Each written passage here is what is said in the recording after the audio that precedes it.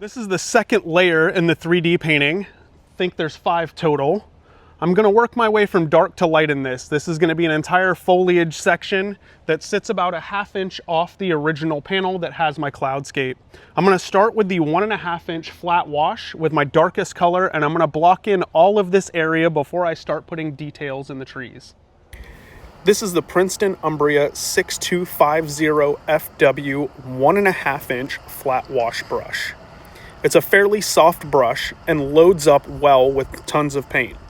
Gives me great opportunities to cover large areas and get blocking in on my base layers. Covers a lot of ground quickly, and it helps me navigate a lot of these spaces in the artwork that have holes. All right, so I've just finished up with the flat wash 1.5 inch. I'm gonna switch over to the bright number 10. I'm gonna start working in some details in the trees and working my way slightly lighter. And I may add some of my tree trunks here and my palm trees on both sides.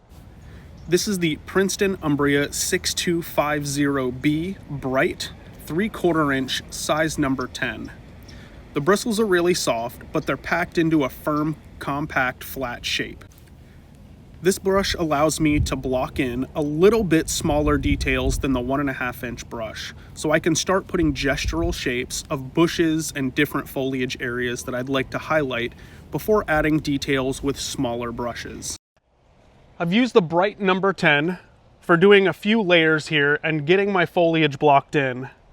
I'm gonna step away from this brush for a quick second. I'm gonna switch to the number 6 round, and I'm gonna start putting in some branches and some twigs and some sticks and getting some of my tree trunks put in, and I'll use that with this round detail brush to get that going.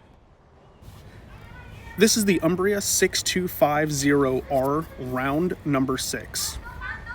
The bristles are fairly soft, but the way they're arranged gives them a nice firm snap.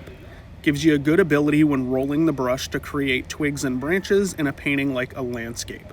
I also use this brush in my fish paintings when I'm doing gill plates or other small highlight details, and I use the rounds progressively sizing down to capture more and more detail as I go. In order to finish out my foliage layer, I'm going to switch over to the number 2 flat. This is the same shape as the bright, but the bristles are a little bit longer. This brush is going to allow me to come in and create leaves and details and branches in order to get all my little sections finished here. Once I'm done, I'll black out the bottom, and there is another 3D layer that lands in front of this, and we'll detail that in another video.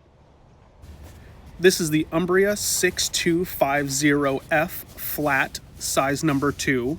It is a 1/4 inch wide.